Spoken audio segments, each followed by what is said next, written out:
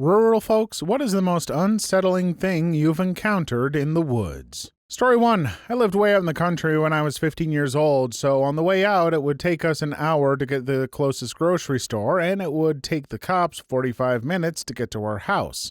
No neighbors close by. If something happened, no one would hear you scream. One night I got a gut feeling in my stomach that something wasn't right. I ignored it and went to sleep thinking it was just anxiety. Then I wake up to a blood-curdling scream at 2 a.m. I was absolutely terrified. These screams were demonic, switching between a high-pitched screech of a woman to a growl of a man. My entire family woke up and my stepdad got out his shotgun. My stepdad went outside. Mind you, this is the country and there are no streetlights. It is pitch black other than the porch light above us. The screaming and screeching continues. It sounds like 2 people. My sister had gone out with her boyfriend earlier that day and still hadn't returned. Based on the screaming, my mom thought my sister was being murdered in the woods by her then-boyfriend. My mom started screaming, "Jason!" Fake name. "Jason, you let go of her! Get your hands off her! Where are you?" Then it goes absolutely silent. We're so scared thinking she's dead and he's coming for us next. Then another noise begins, and it's the voice of a man/demon. He yells, "I am Jacob. I am the Son of God. I am chosen to find the baby. Only I can make this passage. Only I can find this baby in Valine." Now we're really scared thinking my sister's boyfriend is part of a cult and is going to kill us all. My mom finally calls the police, all the while this person is screeching and howling and creeping closer and closer to our house. After about 30 minutes of this, we finally see the outline of the person in our field of vision, right next to our car. My dad shoots near, yells, "Don't you get any closer now." Person creeps closer, stepdad shoots closer. "Now don't make me kill you," he yells. With that second shot, we hear the person run back up the woods, and we waited for the police to arrive. Finally, after 45 minutes, the police car comes through and shines light on the perpetrator. We cannot believe what we see. It's a skinny, completely naked, shaved-head man crawling on all fours like a gorilla. Or like Gollum from Lord of the Rings, if that's easier to picture. The police grab him screeching and howling the entire time. The cops didn't even come down to explain what was happening. They just took off and we had to go back to sleep like nothing happened. The next day, we have to call the police to find out what happened and who this was. Apparently, this was one of our neighbors who was a repeat drug offender. My neighbor mixed a bunch of drugs together and tripped out a little too hard. It was actually unfortunate to hear he succumbed to his addiction a couple of years later. He was very young. This was a terrifying night, and for those that don't live in the country, this is the true horrors we have to face. Unemployment, drugs and alcohol addiction, and domestic abuse. These issues can run rampant in rural areas, and I hope our areas will get better one day. A sobering but very important message there at the end. A lot of rural areas just don't receive the kind of support that they need from our government. I know we could all debate what should be done about that until we're blue in the face, but hopefully we can all agree that there are people in need who are struggling, and there aren't nearly enough people concerned about that. Story 2. My uncle used to live way out in the country on a plot he said was a little less than 8 acres. His closest neighbors weren't terribly far away, within a quick driving distance, but also just far enough that walking wasn't very viable. Anyway, I spent my 8th grade summer there, and he had one story that scared the crap out of me back then. He had an array of animals on the farm. 3 hunting dogs, pigeons, dozens of chickens, other various birds, a few goats, and a lone horse. And every night he would make his rounds through his farm just to make sure everybody was where they were supposed to be and that everything was locked up. One night, as he's walking back to his house, his dogs start going wild. He initially doesn't give care to it and continues on his way, but his dogs are just relentlessly barking. He points his flashlight around and doesn't see anything. He gets to the back door of his house, his dog's still barking, and so he turns around one last time. Way out in the field, he says he does see what looks like a moving shadow. He automatically assumes it's a coyote or some other wild animal and just goes inside. The next night, as he went out to make his rounds, he said he was immediately stopped as he spotted some sort of shadowy figure just a little distance away from his barn. He didn't say anything, but he did take out his gun. Again, his initial thought was maybe a coyote trying to get his chickens. However, as he took a few steps, he said the figure suddenly stood up, almost human-like, and ran into the field covered in darkness. He said he was so startled he just froze for a moment before yelling out, "Hey!" He didn't give chase to whatever or whoever it was. He did say that for about a week after, his dogs would go ballistic at night, but he never saw the figure again. When he was telling me the story, he said that it probably could have just been a transient, but I don't know. The dude lived in the middle of nowhere and had to drive like 40 minutes to shop. Seems incredibly bizarre for some random homeless to even be in that area. He said it could have been a black bear, but I don't know either. He wasn't even close to that kind of area I would think black bears inhabit. Dude lived in a rural country farming area, not anywhere remotely close to mountains, forests, etc. Maybe that's why it was coming by, wandered too far from its home area, maybe scared off by construction or something else, and it was getting to be desperate for food. It's hard to say, but this is why I'm a big fan of trail cams. Get some good night vision pics or whatever it is, if only for your own peace of mind. Well, depending on what you see. If it really wasn't a bear, maybe knowing for sure just what it was would be worse. Story 3. My grandparents had an acreage when we were kids with a cabin he had built way in the back as a sort of getaway spot for his grandchildren. Really nice secluded spot that looked over a field and took about 5 minutes to get on the quad. On the summer of their 50th wedding anniversary, they had all their friends over, a group of people that spanned from all over North America to celebrate. Most of them had kids/grandkids who were around my age, 18 at the time, so we all stayed out in the cabin. Perfect location to party and smoke and get into trouble for some rural punk kids. There were maybe 7 or 8 of us in total. Anyway, my one buddy and I stepped up for a smoke and it was fairly dark. This is in southern Manitoba, where around this time of year it's not fully dark until about 11:30 p.m. I had a flashlight on me and was just generally effing around till I shined it off to the left of me, just off the porch. Bunch of eyes in the dark. Coyotes. My buddy and I were both 200+ pound, 6'2" guys, so I wasn't too concerned, but we knew they were there. We go back in. Both of us had dealt with coyotes before, so this was nothing new, but it was always just kind of made me uneasy knowing a bunch of scavenging predators were lurking around. Hour or so later, we go back out for another smoke and think, hey, I wonder if the coyotes are still out there. Check again. Holy crap, yes they are, but now they are in the field in front of the cabin and to the right side as well. We go back in and close the door, turn off the lights. We shine a light out the window and they're practically right there. As far as I could tell, the whole cabin was basically surrounded by the effers. We ended up calling it for the night, but the majority of us couldn't fit in the loft upstairs, so some of us slept downstairs. Buddy and I slept on the floor almost in front of the door, and you could hear the effers literally pacing on the front steps outside the cabin. Lots of yipping, too. Nothing really happened beyond that, and I'm sure they eventually moved on. Come morning, there were paw prints everywhere. I'm sure in retrospect it was just a pack of coyotes just curious as hell as why there was a bunch of lights and noise coming from a building that was usually abandoned, but good God, was it an unnerving night. Yeah, I mean, scavengers who are normally afraid of humans or not, having your cabin surrounded by them all night is a pretty creepy experience. Like, I've seen a coyote, and I think I would stand a chance against one, as I'm a decently big guy, but a whole pack? They would be eating well if they wanted to. Story 4. I was in northern Wisconsin with my family as a kid. When I was up there, I went on a little hike with my brother and dad, just sort of going through some woods. Ended up emerging from them onto someone's property, and the dude there saw us, came up with his kid, and asked the obvious, what you doing on my property? My dad just apologized and said they were hiking and that he shouldn't have been so careless. We went back quickly, and while the encounter was odd, it didn't feel tense or anything. My brother and I also learned a good lesson about respecting private property. However, the dude we encountered was apparently not satisfied. I get it to some degree. If I lived outside an urban area, I'd be sussed too if someone emerged from the forest onto my property. Things got weird though. The guy we encountered actually got some goon who either worked for or was related to him to track us back to our cabin. About 5 minutes after we got back and started to make lunch, this goon literally waltzed inside the cabin and began to talk about how we were caught trespassing. He wasn't yelling or angry or anything, but it was still pretty jarring having some camo-wearing guy that you've never seen before just barge into your grandparents' house. He didn't have a lot of time to say much because our grandparents owned a few guns, mostly antiques though, and sure enough, one got pulled on him.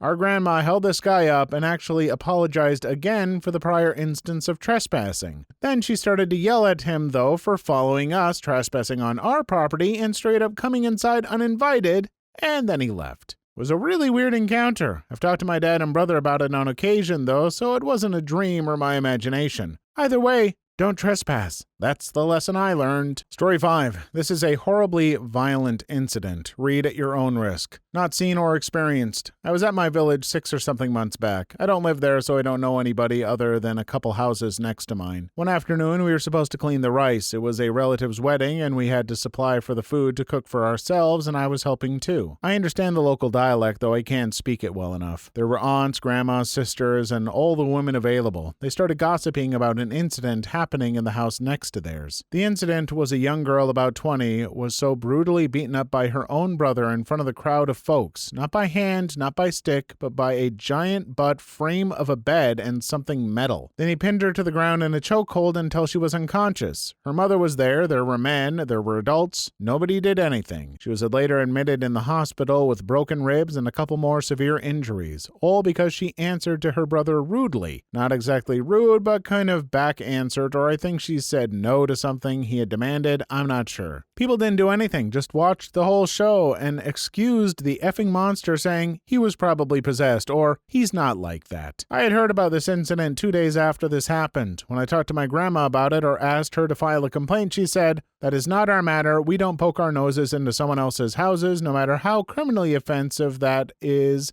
That was the most shocking thing I have heard. Sorry, Grandma, but shove off with that crap. That is not our matter, my butt. Someone is in need, you help that person. What if someone was hurting her? I bet she would want some help, and she would be right to get that help.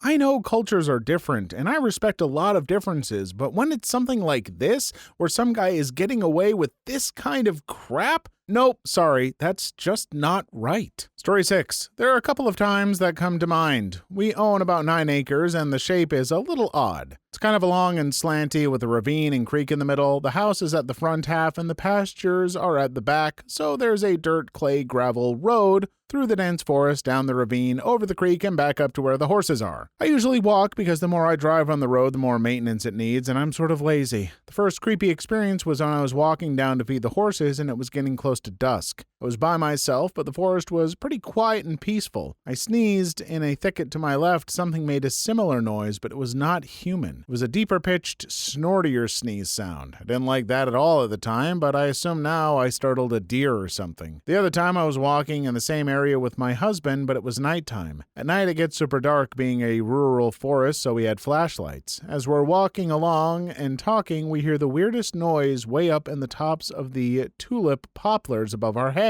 It sounded like some strange monkey laughing, but deeper and slower than any monkey I've heard. You could also hear the sound of something big jumping from branch to branch. We tried shining the flashlights up there, but we couldn't see that high in the trees. We left pretty quick, and I've never heard it again. I tell myself that we startled a flock of wild turkeys, but that was definitely the creepiest experience. Story 7. I was walking home from my friend one evening. The path took me downhill through a forest. It was quite late, so it was really dark, but there was just enough moonlight shining through the trees that it was possible to walk on the path without a flashlight. Just as I was about the middle of my path, I started hearing twigs snapping and dried leaves cracking under footsteps on my immediate right. I froze and looked. If I could see anyone, nobody was there. Then the grumbling became audible, like a big creature grumbling just to my right. It was loud and right next to me. I said a frightened hello, but the grumbling and cracking and snapping continued. I was scared crapless. I've never heard anything like that before. And to make things worse, there were warnings of brown bears in the nearby woods. I was trembling. I somehow pulled my phone out, turned on the flashlight, and shined it out in front of me. What I saw was nothing, but the grumbling continued. So I shone the flashlight down to the ground. That's when I saw it. A goddamn hedgehog. He was about a meter from me, burrowing for worms or God knows what. But the sound it was making, it made it sound like it was a creature 100 times bigger. I wanted to punt that little effer down into the valley. So yeah, that's the one time I almost crapped my pants due to fear in the forest. If you don't think hedgehogs are scary, clearly you've never accidentally ended up in a corner of the internet run by the Sonic the Hedgehog fandom. I'm not talking the normal fans of the games, I'm talking the dark side of the fandom. The dark alleys of the internet. You come across something like that and let me tell you, you'll be wishing it was a brown bear. Story 8. When I was a child, 2 of my friends and I decided to explore around an abandoned house that was down the road from us. house. Typical abandoned house look, paint peeling off everywhere with exposed wood in some spots, plants, vines overgrown, broken windows, roof tiles missing here and there. Well, we walked inside and matched the outside cupboards broken, floorboards splintered and cracked.